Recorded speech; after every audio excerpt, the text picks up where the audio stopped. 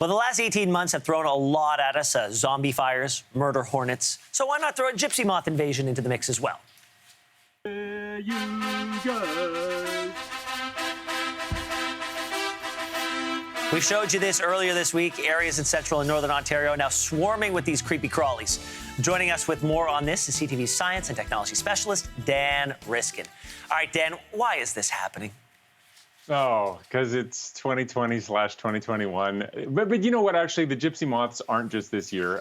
It's true that 2020 was the worst year we've had of them, but they're an invasive species that just arrived in Ontario in 1969, and it's had a couple of these boom years where their populations do really, really well. And yeah, they're kind of creepy to see. And the other problem is that they eat a lot. They're hungry caterpillars, and they can take out a huge area of trees.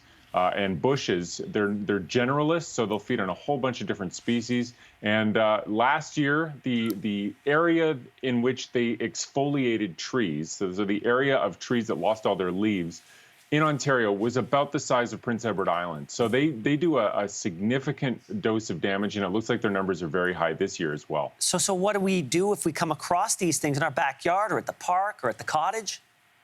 It's tricky. So they have a life cycle, and different parts of the life cycle are vulnerable in different ways. So, I mean, it starts off with these egg masses, which actually I've noticed when I've been walking with my family in the woods in various parks around the GTA, around Toronto. They look like these brown little masses on the sides of trees, and those hatch, they become tiny little caterpillars. And those tiny ones have a trick called ballooning, where they climb out to the end of a branch, and they're just a few millimeters long, like 6 millimeters. Then they hang from a very thin thread, almost like spider silk.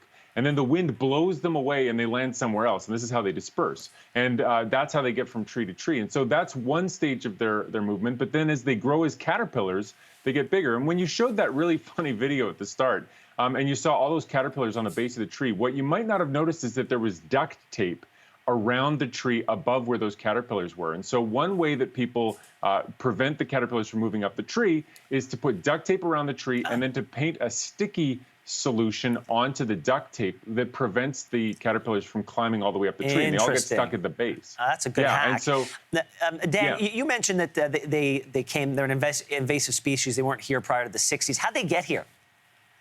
It's not clear how they arrived, but there are a lot of different things about their life history that make it easy for them to get around. These egg masses really are the trick. They leave those on trees, but they also leave them on sometimes patio furniture, sometimes under the bumper of a car.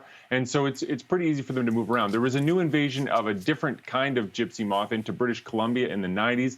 That was thought to come from a shipping container. And they move into new areas through firewood or as Christmas trees, things like that. They can get moved. So they have a life history that lends itself well to this, but they have no natural predators in the forests of Ontario. Dan, we don't have a lot of time left. That's why they've taken off. We don't have a lot of time left, but I really want to know real quick, what's the long-term solution?